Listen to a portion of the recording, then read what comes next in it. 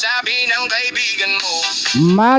Magandang hapon sa lahat ng mga kababayan ko sa lalawigan ng Palawan maging sa buong universe. Welcome po tayong lahat na subaybayan ang programang hitik sa impormasyon, ang isyong panlipunan, balita at komentaryo dito lamang sa Bigwas News Philippines. Tawa ng tawa sa pwesto ko, pero Samahan ho ninyo ako sa loob na isang oras na pagtatanghal. Trabaho lang, walang personalan. Don Robert Ramiro makakasama ninyo na maghahatid ng balita at paalala sa lahat ng mga nagmamalasakit sa sambayan ng Pilipino. masaya pa ako. Lumaraw sa pero ako ang bida rito sa saliw ng hamon. Ang headlines natin ngayon, mga kababayan, pipilitin ng administrasyon ni Pangulong Bongbong Marcos na mapatalsik si Vice President Sara Duterte sa pamamagitan ng impeachment. At ayon sa isang dating opisyal ng nakarang administrasyon, si Pangulong Ferdinand Bongbong Marcos Jr. ang pinaka-kinamuhiang presidente ng bansa. Siya ang komentaryo, ako yung palabas. Kung siya ay palad, ako yung buhit na matalas. Bakit ba lagi na lang? At kung meron pa tayong oras, mga kaibigan, ay bibigyan natin ng pansin ang pang-i-scam online ng mga unscrupulous people dito sa ating bansa sa larangan ng social media, mga kaibigan. Ano ho? Niya, pero sa salamin ko lang nakikita kung gaano ako kumikina. Tuloy na ho tayo, mga kaibigan. Wala na ho tayong iisipin pang iba, kundi bigyan na ho natin ng atensyon. Ito hong ating mga headlines. Ang una ho nating headlines ay pipilitin ng Administrasyong Marcos na mapatalsik si Vice President Sara Duterte bilang Vice President at hindi na rin ito makatatakbo bilang Pangulo sa eleksyong pangpanguluhan. Sapagkat ang ikinababahala ng administrasyon, mga kababayan ko, kung sakali lang na itong si Vice President ay hindi ho ma-impeach sa pamamagitan ng impeachment trial na ito at magiging presidente sa 2028 ay tiyak, sinisiguro 199% na itong si President Bongbong Marcos Jr. ay hindi ho palalagpasin nitong si Vice President Sara Duterte na ay kasuhan ng patong-patong na kaso, lalong-lalo na ho yung pagpapadeport, yung kidnap, kung kidnap man, yung pagpapadala sa kanyang ama doon sa bansang Netherlands na ginamit na kasangkapan ang International Criminal Court. At itong mga kasong ito na kakaharapin ni Pangulong Bongbong Marcos Jr. pagka ito ay naging presidente si Sara Duterte, ay isa naman sa pinaka-panapanabik na mapangyayari sa sunod na administrasyon, sapagkat dito ho ay ilalapat yung hustisya na nararapat dito sa mga tiwaling mga opisyal ng pamalaan, sapagkat sa kasalukuyan, mga kaibigan, batay ho sa sarbit mga opinyon ng sambayan ng Pilipino, ang administrasyon ni Pangulong Ferdinand Marcos Jr. ay pinamumugaran ng mga sindikato. Ito na, ngayon ho ay halatang halata na ho mga kaibigan ang galawan. Sapagkat kumikilos na rin ho yung mga galamay ng Pangulong Ferdinand Marcos Jr. na ginagamit ang kanyang kapangyarihan, ang kanyang impluensya bilang Pangulo para makonvict itong si Vice President Sara Duterte sa isinasagawang impeachment trial. At ito ay sa layuning hindi makatakbo sa 2028 presidential election. Kaya nga ho mga kaibigan ay pumuporma na si Ombudsman Boying Rimulya na ito ay magiging Chief Justice.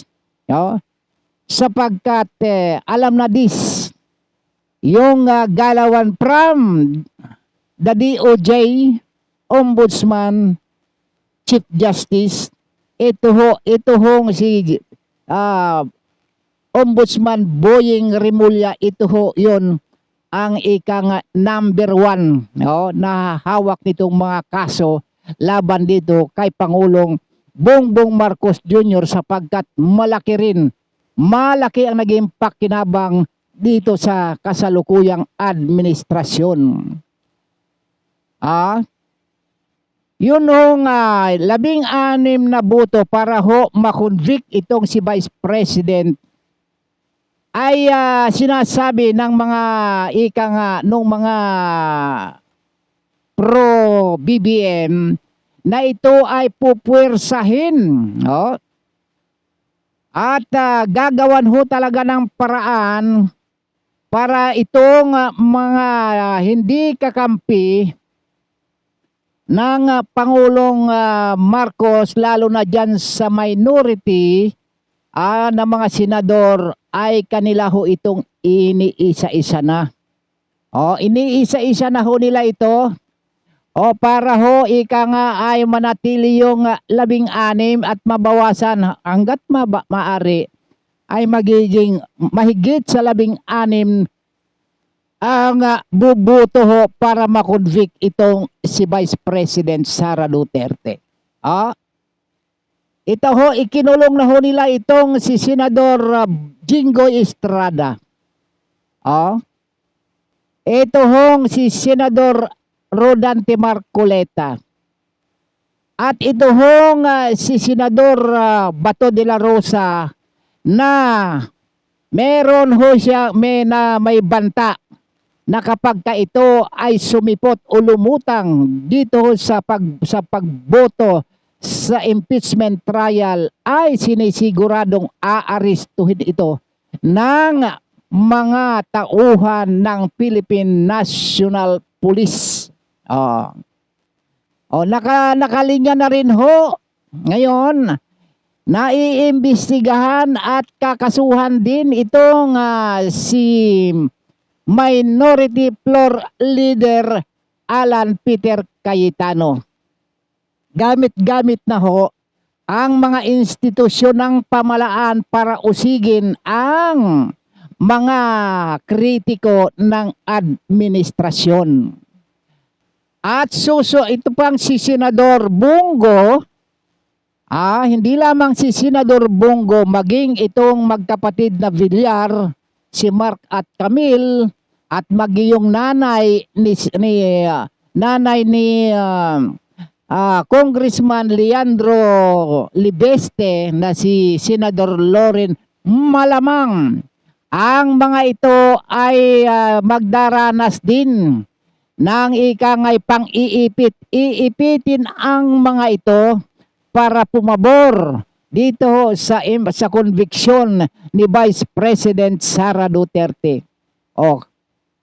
Hindi ho ba nauna lang inipit itong dalawang senador, si Senador Chis Escudero at itong si Senador Joel Villanueva, na batay sa mga lumalabas na mga balita at impormasyon at mga ikangay usap-usapan ay ang mga kasong ito bagaman daw ho inihahanda na sabi ho nitong si Ombudsman Boying, may instruction daw ho dito na hilawin. Hilawin ang kaso rito, unahin ang mga kritiko ng administrasyon. Wow. Hindi pa halata yung galaw, yung mga galawan rito. Kaya ho, hindi na ho nakapagtataka, pumunta ho kayo sa mga, dyan ho, sa mga kanto-kanto lang. O, mag-survey nga ho kayo lang, mag-usap-usap. Ano ho bang sa palagay ninyo sa, dito sa ating gobyerno ngayon? Ano ho masasabi ho ninyo? Mag-survey kayo na mismo. Kahit sino, kanina lang madaling araw. Nung bumili ako ng gas sabi pa nung isang nantindera, pinagluloko tayo ng administrasyon na ito nag-uusap sila nakikinig lang ako tataas naman yung yung gasolina ano sabi, pinagluloko nga tayo ng administrasyong ito. Mas malaki ang itinataas ng mga presyo kaysa ibinababa. Para ibaba natin pero kunti lang, pero pagtaas sobra triple. Yan hong mga galaw na yan. Halos lahat na makakampin yung mga kakampi na mga senador ni Vice President Sara Duterte, ito ho ay iniisa-isa na nabanggit ho namin sa inyo. At ito nga hong si Senador Alan Peter Cayetano, ito ho ay kasulukuyan hong tinatrabaho ng NBI at DOJ. At ito ho ay magsasampa na naman ng kaso sa ombudsman, tapos magpapalabas na naman ito ng dadalhin na naman ito sa sandigan para nga ito ay labasan na ng warrant of arrest, sama-sama na ho yung mga kritiko ng kasalukuyang administrasyon dyan ho sa Payatas. Dyan sa Payatas BGNP jail. Hindi ba? Ito hong sina Chis Escudero at Joel, hindi ho maano ito. Hindi muna kakasuhan ho ito. Malabo ho itong kasuhan. Hilaw ho. Pagkatapos para makonswelo ikang may magiging bago naman sa pandinig ng mamamayang Pilipino. Kaya ba pag meron na raw hong inihandang kaso laban ho dito kay dating House Speaker Martin Romualdez. Bubulahin nyo na naman kami diyan. Bubulahin na naman kami dyan. Alam ho namin yung mga galawan ninyo, lalo na yung ibinahagi ni Ombudsman Boying Rimulya na yung kanyang magiging aksyon na magsasampa ng mga reklamo. Laban ho dito kay dating House Speaker Martin Romualdez. Ayan ho, ano lang ho yan, rhetorics lang ho yan. Malapit na niya. Gano'ng kalapit?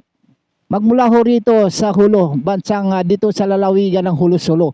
At yan ho, ang lapit ho niyan para makasuhan, dito na ho, naririto na ho sa Apari. Apari, Cagayan, malapit na nga naman. Dulo ho niyan, na ho yan Batanes na punta na kayo ng West Philippine Sea. Ay, nako. Pagbubulahin nyo na naman kami dito, ang galing. Ito ho.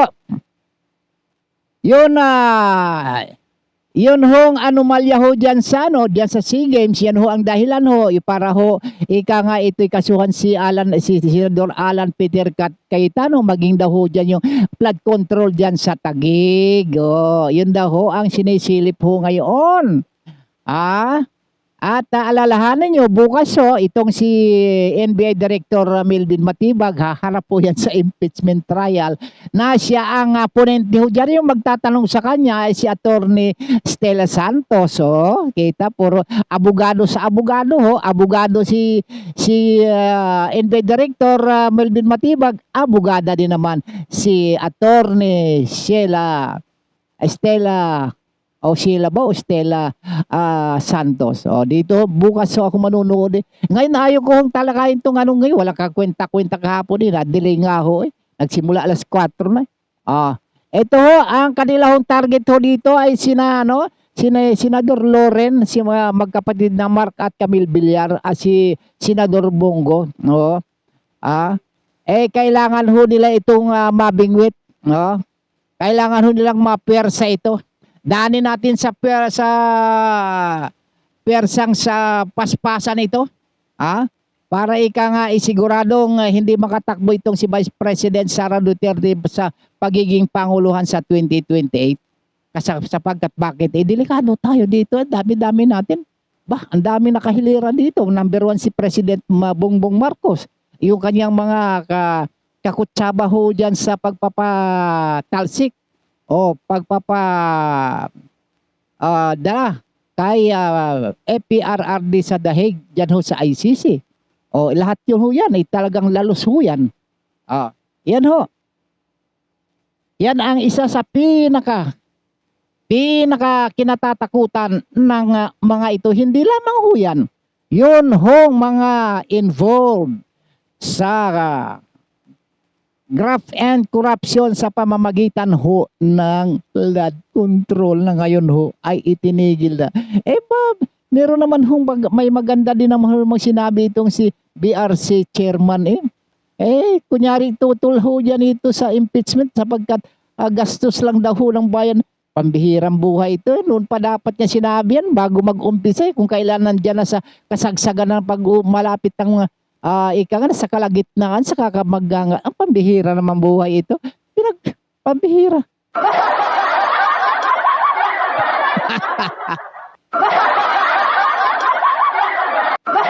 Para tayong nagsisirkus dito eh.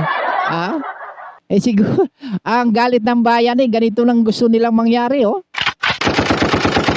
Kaya nga ho, buong Pilipinas na nagrarally. Meron na hong rally ho doon sa Davao. May rally na sa Cebu, may rally sa Bukidnon ho. May rally dito sa Liwasang Bonifacio. Gusto nila yung ganito gustong-gusto pa naman ni Senador Robin Padilla. At itong si Congressman Kaimer Ulaso na ibalik yung death penalty. At kung sakaling maibalik yung death penalty sa yung mga involved sa kurakot, ang dami ho dito magaganito. Ay nako, sa kasaysayan ng Pilipinas, hindi lang ho droga. Ang mai-AJK ho rito. Pati mga politiko.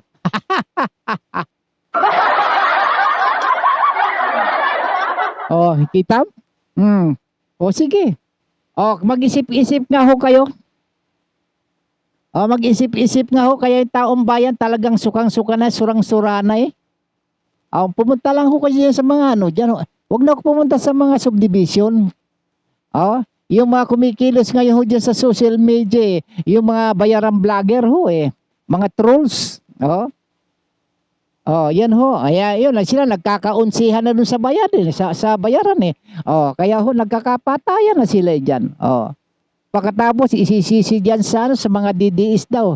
Duterte diehard supporter. Yung mga DDS. Sinishit-shit nyo pa.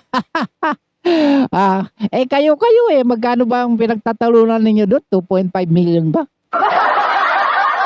Wag hang nagkakaunsihan kayo dyan. At pagkatapos nga batay sa pinakahuling investigasyon, yung palang involved ho dyan yung live-in partner ho ba yun? Pagkatapos ibibintang nyo kay Dado. Kay Kapitan Dado. Ito ho. Ito. Punta ho natin yung isa pa. Yung isa pang headline ho natin. Yung kinamumuhi ang presidente at pinakakurap na pangulo walang iba daw kundi si Pangulong Bongbong Marcos. Sino ba ang may sabi ho nito? Dapat baka sabihin nag-aano na naman tayo rin Tayo nagbibintang. Hindi ho ako nagbibintang. Ako ho binabasa ko lamang ho yung kung ano ho yung aking nababasa ng mga headlines Yun ho ang binibigyan ho natin ng daan ho dito.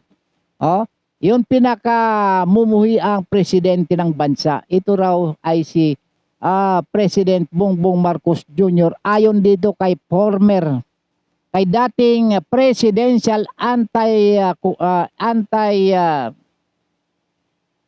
corruption commission. Oh, na ito ho yung PACC na ito, yun hong nag-iimbestiga doon ho sa anomalya ho dyan sa DPWH sa panahon po ni EPRRD. Oh, naglabas ho kasi ng matindi hong pahayag itong si dating Presidential Corruption Commission Greco Belhica laban kay President Bongbong Marcos Jr. na kung saan hinimok niya ang Pangulo na ano ho kanyang sinabi, magsisi ka na Mr. President. Magsisi ka na, hinimok niya ang Pangulo na magsisi at pangunahan ang bansa sa anyay moral na pagbabago. Oh, kasi nga immoral nga ho yung pagnanakaw eh. Pangunahan mo raw yung moral na pagbabago. Ay paano ba? Ano ba itong paano kaya ito magagawa ng solusyon? Miss Sir Greco, na yung taong hinihimok mo na magsisi at pangunahan ang bansa sa moral na pagbabago kasangkot ho doon sa anomalya pinapangalanan nung mga dating mga sundalo at maging itong bagaman hindi ho direkta hong tinuko yung pangalan ng Pangulo nitong dating Congressman Saldico at dating House Speaker Martin Romualdez. Paano kaya paano mo ito mahihimok na ito magsisisi? Wala ho itong kumbaga sa yung decision ho nito wala hong hindi mo maasahang matibay. Ang pinakamatibay lang na desisyon nito unahin mo si Marcoleta ha. Unahin mo yung plantsahin yan para makulong. Yung dalawa, hilawin mo muna yung kaso ha. Lahat ng mga kritiko ng administro na trabahuin nyo na lang trabaho lang kayo diyan. Ako naman bahala dito, mamimigay naman ako ng ayuda para doon sa mga tao para hindi tayo masyadong napaghahalata sapagkat kapag tayo nag-aayuda, mas malaki kita natin dito. Kaya nga tayo nagbebenta ng mga ari-arian ng pamahalaan ng gobyerno Hindi naman yan makaiyak. Hindi yan makapagreklamo. Ang taong bayan kapag tayo ay nagbenta sapagkat yung ating ibebenta, igagamitin naman natin panggastos sa pangangailangan ng birokrasya at iba pang gastusin ng Pilipinas. Siyempre, yung pagbibigay ng ayuda kasama dyan, siyempre yung matitira atin. Galing naman talaga di ba? Ganon? Yun ang layunin. Kaya itong na ito para ho natin yung mga tao, yung mga Pilipino, yung masambayan ng Pilipino, ginagawa nyo na lang mga tamad. Para na lang hindi nyo turuan na magtrabaho. Dapat lumikha na lang kayo ng trabaho para magtrabaho itong mga ito. Hindi lang yung pabibigay ko 2,000. Magkano lang yung 2,000? Parang halaga sa ngayon 2,000. Parang 200 na lang yan ilang piraso lang yung mabibili mo, pumunta ka ng palengke. Bumili ka ng pangangailangan mo sa kusina. Pang-almusal lang yan yung 1,000 mo kaya yung iba talagang yung iba nagtitipid na rin yung kanilang mga bituka Hindi sa halip na 3 beses silang kumain, ngayon 2 beses na lang dinadaan na lang minsan sa merienda. Para lang makatawid ng maghapon pagdating ng hindi na nga kumakalam yung kanilang mati. Hindi lalong kawawa yung na sinasabing mga ngalakal. Kapag sinabing mga ngalakal, hindi yung mga negosyante may malalaking mga puhunan. Ito nagtutulak ng kariton. May sakbit-sakbit na sako sa likod. At pagala-gala yun sa mga gilid-gilid ng karsada at naghahanap ng mga tumpok na basura at doon nila kinakalkal nila yan. Mangunguha sila ng bote, kung ano-ano pa man ng mga recycled materials para kanilang maibenta at maibili ng kanilang pagkain. Ganun ho ang nangyari. Oh. Tapos hihimukin ho natin yung presidente na magsisi. Iniisip ko mga kababayan ko kung paano yung mga solusyon, kung paano natin masusolusyon, kung magagawa bang magsisi itong makapagsisi itong ating presidente. Aabangan ho natin aabangan natin sa Lunes yung kanyang SONA. Sapagkat itong SONA na ito ang pinakaabangan ng lahat.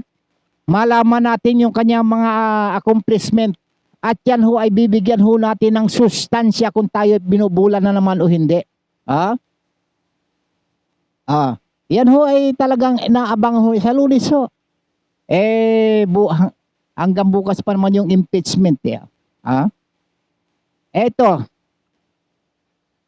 Ayon ho dito, sinabi ho ni Belhica na kung hindi magsisisi ang presidente at hikayatin ang bansa na gawin ito, maalaala ito sa kasaysayan sa negatibong paraan.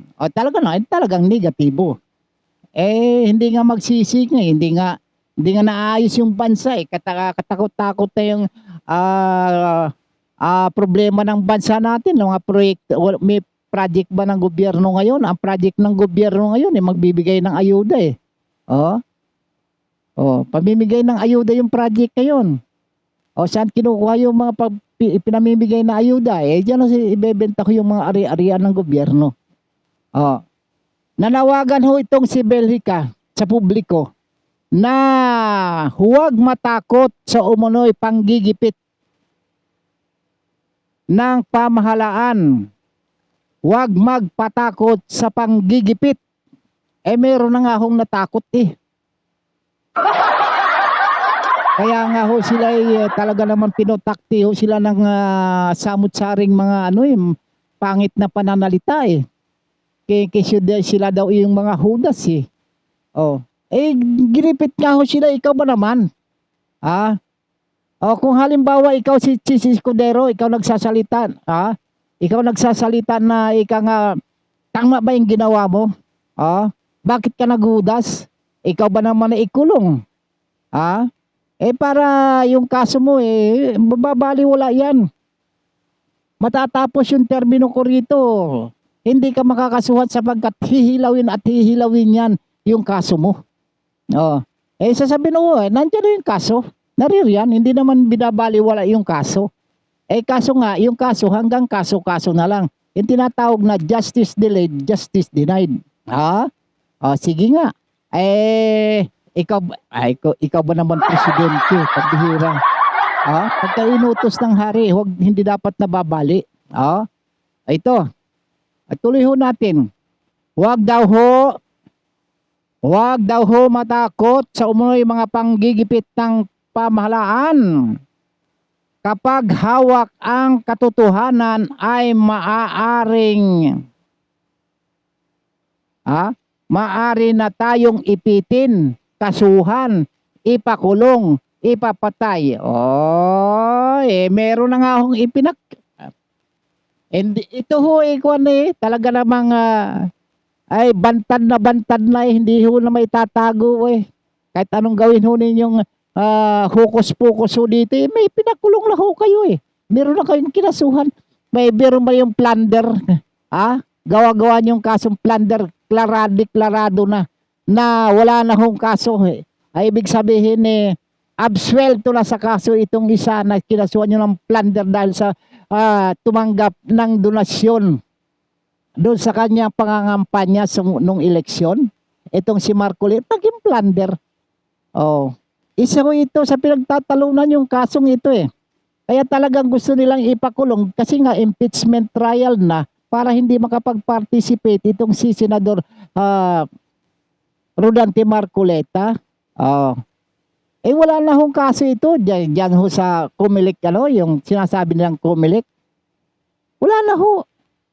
Pagkatapos dito pipilitin naman itong si Umbi. May kaso kang plunder. Kulong ka muna. Yan ho ang ano ngayon. Ito naman si itong kasunod itong si Senador Alan.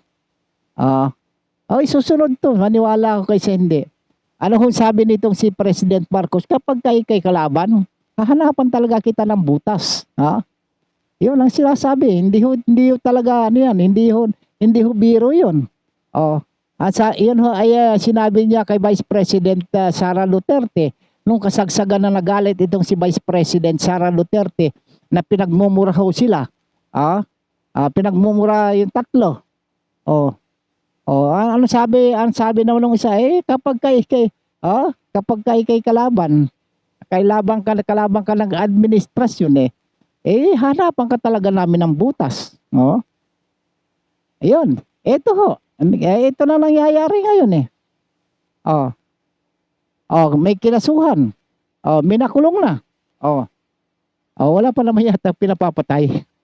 Yung salitang ipinapapatay, yan ho, ano lang yun, rhetorics lang ho yan. Wala ho, hindi magagawa dyan kay dating yung mga nakarang administrasyon. Panahon ni Apo Lakay Marcos, na meron hong napatay. Mukhang malabo na ho yan, malabong mangyari ho yan ngayon. Pero ganun pa man, isa rin ho yung binibigyan pa rin ho ng pansin, bagaman yan, kibiro man yan o hindi, o yan ika nga pananakot lang, binibigyan din ho yan ng bigat, ng pansin, lalo na ng mga otoridad. Ito ang pahayag pa ditong si kailanman daw ay hindi magtatagumpay ang kapangyarihan ng masama laban sa katotohanan at ang mga taong naninindigan sa katotohanan at katwiran. Yan ho ang paninindigan nitong si Greco Belhica. Mukhang ito naririnig na rin ito sa mga rally. Yun hong rally ho dyan nung nakaraang linggo, hindi lamang ho dito sa Liwasan Bonifacio, meron ho sa Cebu, meron sa Bukidnon. Ito ho mararagdagan pa ito, palawak na ito sa buong bansa. Umpisa pa lang ho yan, yung tinatawag nilang rally na ano ba yun? Teka, baka tayo magkamali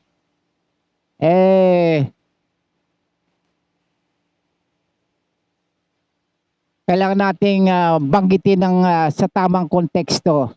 Huwag nating baka mamaya one people, one voice, one Philippines.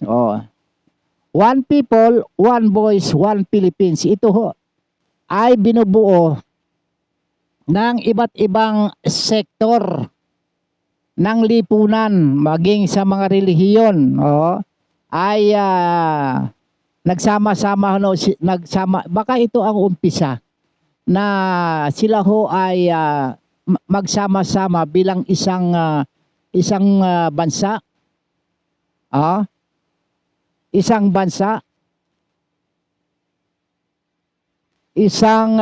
isang tinig at isang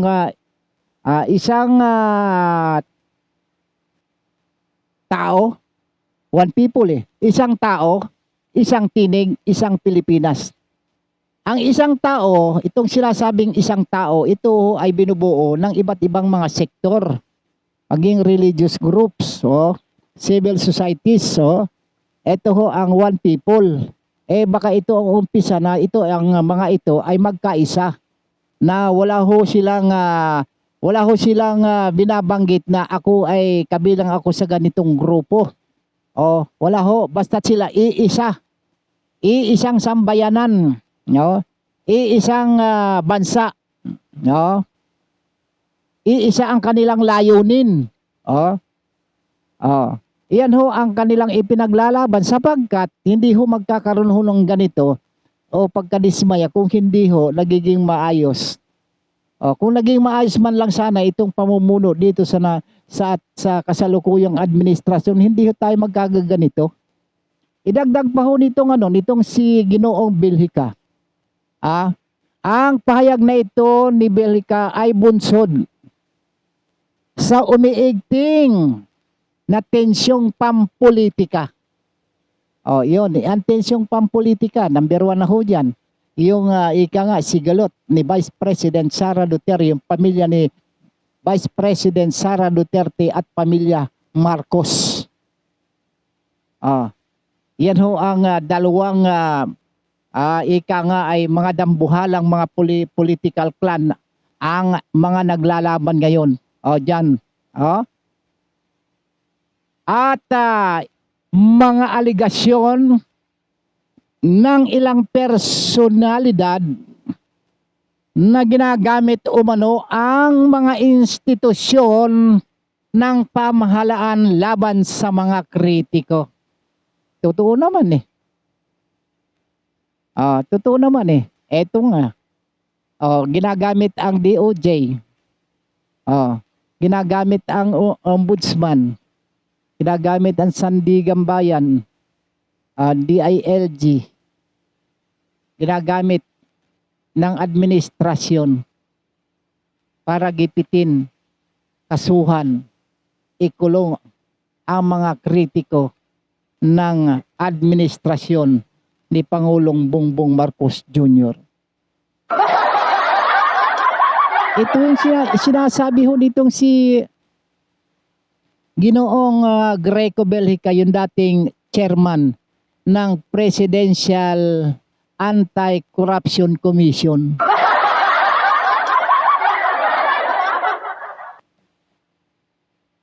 Dismayado eh. Hindi ba binibining Suderle Permalino. Sabi nitong si binibining Suderle Permalino at kaya itong si Catherine Hamis, ayoko nang makinig dyan sa mga balita. Nai-stress ako, baka ako ma-hide, baka ako ma-atake sa puso eh. Sapagkat sabi nitong si itong si Esperidion Ligayada. Hindi lang si Esperidion Ligayada ang may sabi nito eh. Sino pa may sabi? Marami hong nagsasabi. This is the worst government. Inuulit ko lang ho, hindi ako may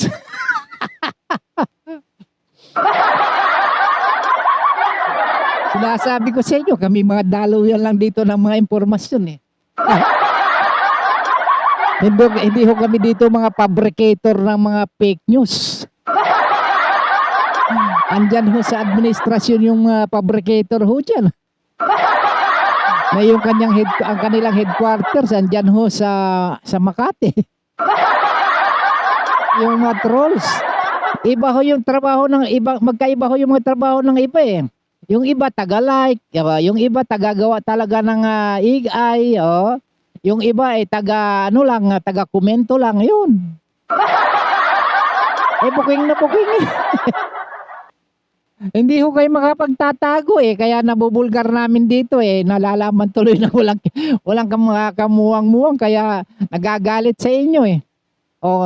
Nung mapatay yung isang BBM vlogger, sinisisi nyo sa mga DDS. Sapagkat yung kanilang pinagtatalunan pala pera eh. Dahil pala sa pera kaya nagkakapatayan eh. Anong sabi nung isang leader ng mga nung keyboard warrior? Secretary, ito pag-uusap natin naka-record dito. Sabi niya, ay shit. Nag-resign. Sapagkat marami hong trabaho kasi mahigit 2 milyones na ho. Yung mga walang trabaho. Kahit saan ka pumuntang sulok. Dito lang sa kabaan ng EDSA. May makikita ka mga kariton dyan sa mga tabi-tabi. Yun ho mga negosyante. Anong negosyante? Sa sulok ng EDSA, negosyante. Mga ngalakan. Ibang level up na rin yun ngayon, yung mga negosyante. Ang mga yung mga malalaking may puhunan yan diyan halimbawa, yan Soler, yung mga sina MVP, oh, ang mga Pangilinan, oh, yan, mga Hendricks yan. Yan mga elite yan. Oh, yan yung mga elite. Pero yung mga ordinaryong mga ngalakal, oh, yung mga negosyante, ordinary, andyan ho, nagtutulak ho yan ng kariton. Para ma-level up din naman yung kanilang negosyo, hindi na ho kariton nangyayari sa kahoy, kundi bisikleta na tri-bike na.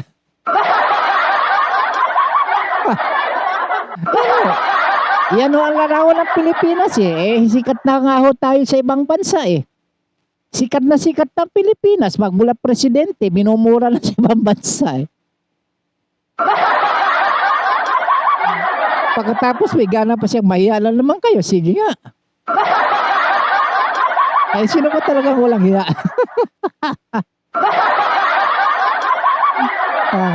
Ito nga, buti pa siguro eh. Ukil-kilin natin tong mga nandito sa ano eh. Itong pinagbintangan itong mga ng mga BBM supporter. Itong si Dado. Si Kapitan Dado Clemente. Kalat na kalat ho sa social media. Ang pahayag niya suggestion ho niya. Anong gagawin daw after na makuha ang mga screenshots ng mga PBBM at loyalist vloggers. Ang tanong dito, sila nga ba ang nagtatrabaho doon ho sa napatay? Ito, tinawagan pa nga si Sir Matibag eh. NBI Director Matibag. Sir, baka po pwedeng imbestigahan po sila. Imbestigahan po yun. Kung sino talaga po ang nag-endorse.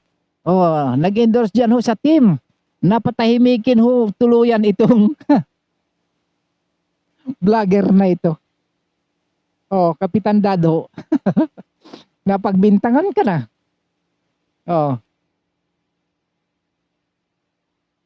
Pambihirang buhay ito. Ito pa nga ho nagsasama ho. Ano sabi ho rito? Ginagamit ang mga institusyon ng pamahalaan laban sa mga kritiko ng administrasyon, Ombudsman Remulla, sasabay sa investigasyon ng NBI sa 2019 SEA Games inorganisa ni Senador Alan Peter Cayetano. Ito, tama-tama yung sinabi ho rito. Gamit yung mga institusyon. Ang institusyon na ombudsman, gamit na gamit. Riding in riding in tandem na ba sila ng ng NBI? Sapagkat silang dalawa, sabay daw sila mag-iimbestiga. Ibig sabihin, magkaangkas na rin ho sila sa pag-iimbestiga. Laban dito kay Senador Alan Peter Cayetano. Gamit na gamit. Saan ho ang hostage? Ang ganda ho ng tawa nga dito ang tawa ho nito ni poging-pogi ang pagkakatawa ni Ombudsman Boying Poging-pogi ang kanyang dating samantalang itong si Senador Alan Peter Cayetano nangungunot yung kanyang nagpatubo na nga ng balbas sa pagkadismaya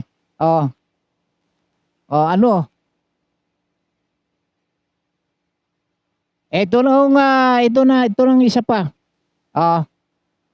Yung sinasabi ho ng malapit ng kinumpirma ng ombudsman ni Boying Remulla na malapit na raw masampahan ng kasong plunder si dating House Speaker Martin Romualdez kaugnay umano sa kickback scheme sa mga flood control project.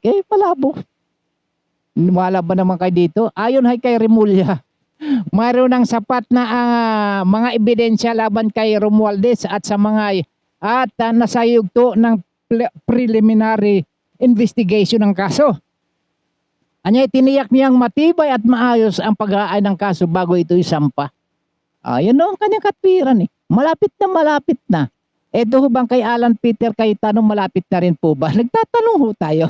Magkatandem na, magkatandem na ho to, riding in tandem na ho kayo ng NBI, ombudsman.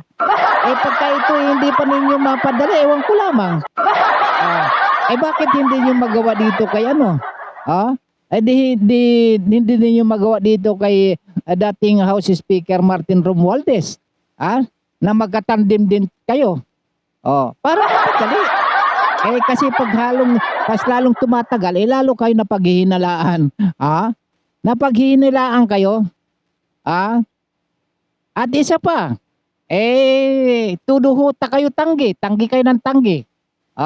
Wala na ako ginawa kundi tanggi ng tanggi sapagkat ayon nga dito kay Ombudsman Boyeng Rimulya, itinatanggi ho nito na pinupuntirya ng kanyang opisina ang buong Senate Minority Block sa pamamagitan ng isinagawang imbestigahan sa pagsampa ng mga kaso. Itong nakasuhan na ninyo, nagsampa kay si Jingo Estrada, si Marcoleta, si dating anak kalusugan Representative Mike Defensor. Ito na susunod si Cayetano, pagkakasunod na ho yan. Sa bagay, may kaso na ho, hindi pa ho na isasampa rin yung kaso kay Joel at saka kay Senador Ches. Ang sabi pa ni Ombudsman, wala hong sino-sino dito. Walang sino-sino ho dito. Lahat ng reklamo ay dumadaan sa tamang proseso batay sa mga ebidensya at ipinaalala rin niya ang magiging dating ng kaalyado ng pamalaan at nakaranas din daw ng pagpapanagot sa batas. Sino yung kaalyado? Baka si Bong. Sapagkat hindi raw si Bong daw, Bong Revilla, dating senador. Hindi raw yata kaalyado ni Sara. Kaya ho, yun hong sinasabi na naghain na raw ng reklamong obstruction of justice laban kay Senador Alan Peter Cayetano, maging kay Senador Robin Padilla, dating Senate Sergeant at Arms Mau Aplaska. Ito ho ay may kaugnayan di umano sapagkat pinatakas daw itong si Senador Bato. Senador, nagpatakas. Sabi naman kung kasagsagan dito dyan sa Senado, wala daw mag-utos na aresto nito Pagkatapos nung wala na nagtumakas. Parang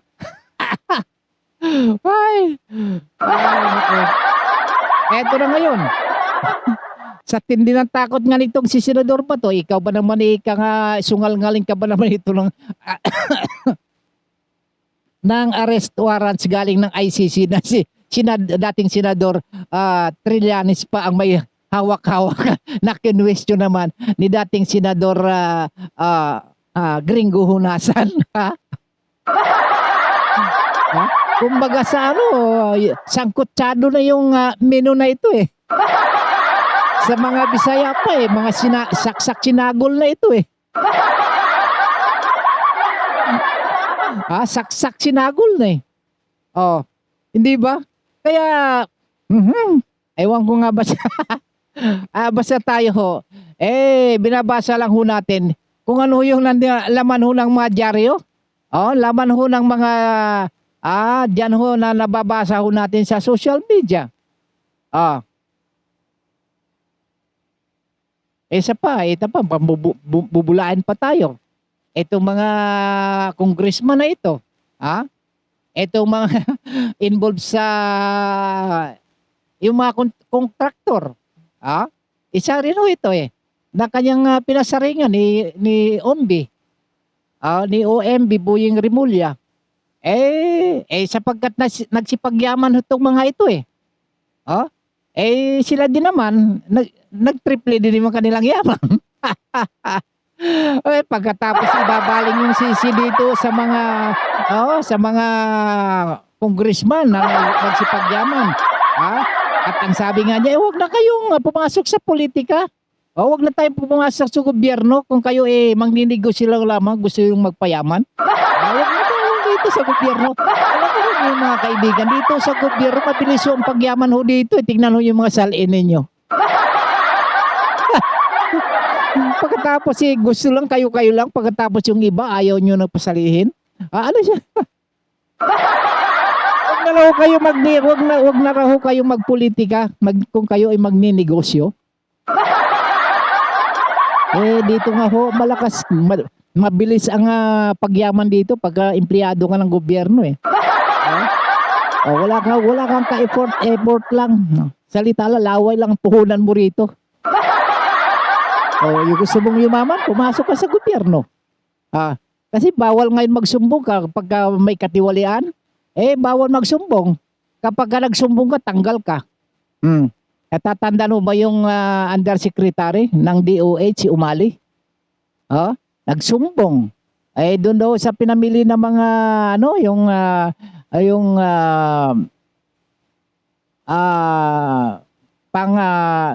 yung masasakyan na merong mga may mga medical equipment. Sinumbong tanggal. Kaya bawal ho. Huwag ho kayong magsusumbong ng mga anomalya sapagkat pagka nagsumbong siguradong tanggal kayo. Tingnan mo yung mga isinumbong. Malayang wala ho nga. So, mahigit 150 daw yun sabi pa nung si Diskaya anong nangyari? Wala, sila ho nakulong. Yun ho nag-akusa, sila ho nakulong ngayon. Kaya huwag ho kayo sapagkat legal na ho ngayon. Isa pa ho, bago ho tayo magtapos. Etong mga online ho, dito sa mga online, lalo din sa TikTok ho, muntik na ninyong mabiktima yung anak ko. Yung company generated text binigay sa akin yung Ako-Lako. Ang inyong Ako-Lako installment sa TikTok ay due na. Bayaran ito agad upang maiwasan na mas mataas na penalty. Ma-blacklist ang inyong credit. Bira ito. Ito anak ko walang credit card dito pagkatapos sasabihin nyo ng ganito. Meron pa kayong threat. Ang threat, sabi po, ang number ho ng 095136532249. Good day, your account still has not been paid.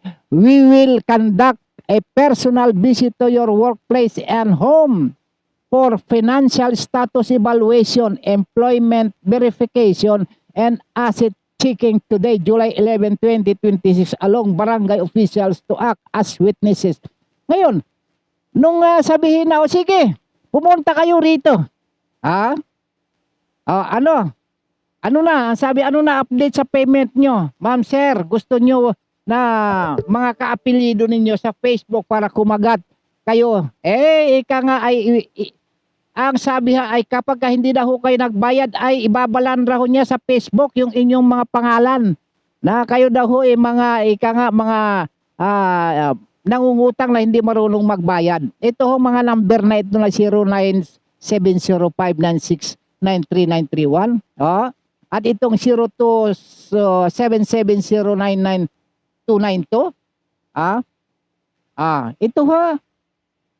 Ito hong Ako-Lako na ito, it is a lending company that targets victims by saying that there is a loan ranging to 1 to 500 pesos that needs immediate settlement. Kapag ang loan ay hindi pa nababayaran, the company threatens their victims by saying that the loaner's credit card will be blacklisted. To access TikTok Pay Later, first TikTok evaluates the loaner's monthly payslip to determine if the loaner is capable to pay the loan afterwards. The loaner also needs present a credit card to access TikTok Pay Later. If the loaner cannot present a credit card and a valid ID, their access to TikTok Pay Later will be denied. Tingnan mo itong mga kalokohan na ito. Wala nga itong yung pagkatapos ganitong tatakutin ho ninyo. Tapos tumawag kayo dito sa number ko. Pagkatapos sabi ko magpadala kayo sa akin ng inyong FB account o kaya impormasyon ninyo para pag-usapan natin yung hinahanap ho ninyo para magkaintindihan tayo. Natakot nung sinabi nung anak ko sige, report, papasa ko kayo doon sa tatay ko, sa father ko, reporter yun, bigla hong naglaho itong mademonyong ito. Ito mga scammer na ito. Ha? Diyan ho sa TikTok ho, mag-ingat ho kayo. Oh, yung Ako-Lako na ginagamit ho nilang legit ho itong page ng Ako-Lako eh. Ha? Pero itong ito ay online. Na marami na ho dito nagko-complain. Na naka-receive ho, nakatanggap ng mga unregistered caller about sa loan. O yung yun ho kanilang mga cell number. O hindi ho nakarehistro ito eh. Baka ito pagkatapos ito pagpatapos na magamit dito sa pang-i-scam to mga ito, nga hindi na ho ninyo ito mawawala. Junk na ho ito.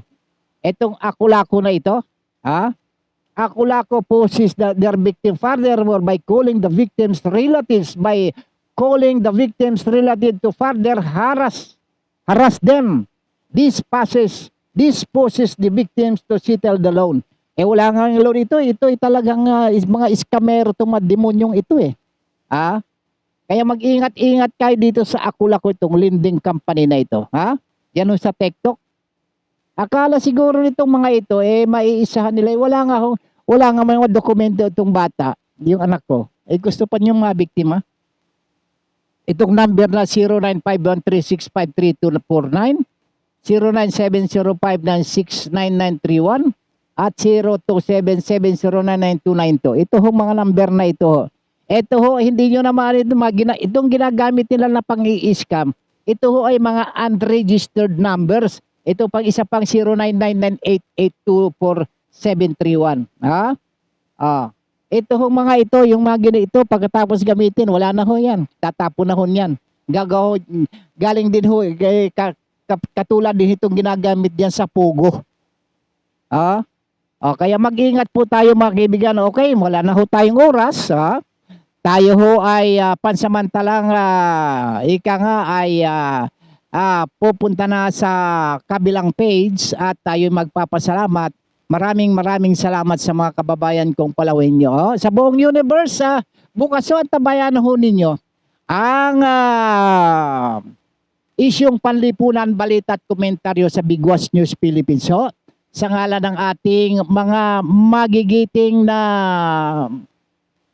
kasabahan, sina Tech Leo, si Tech Aaron, si ating News Director Rose Dingding, ating Program Director Jeep Balahonda, ang ating Station Manager Dave Abili, at ang ating Station General Manager Ma'am Naomi Cascara.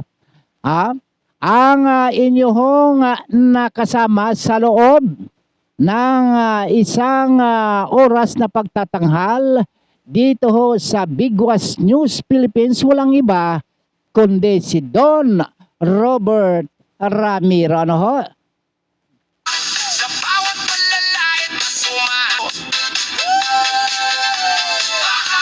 kung di mo trip ang buhay ko, di kita gusto. Ginawa mong biro, yan ang gasolina ko. Mas lalakasan ko pa tong sigaw ko. Ang sabi ng kaibigan mo, lagi nakaabang sa maling galaw. Ba't ka kulang ka, hindi ka pasado. Pero siya yung unang nakikikain sa plato. Hindi ba yan o hobby lang talaga? Nabilangin ang butas ng payong ng iba, habang ako basang-basa sa ulan. Kumakanta pa rin, may sayaw pa sa daan. Kung pangit daw ang trip ko, bakit kaya lagi niya akong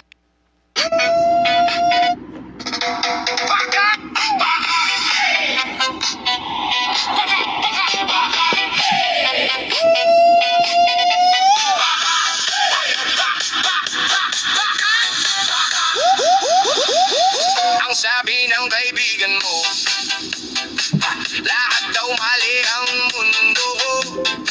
Tawa ng tawa sa pwesto ko, pero tingnan mo, masaya pa ako. Lumaraw sa pa, pero ako Siya ang komentaryo, ako yung palabas.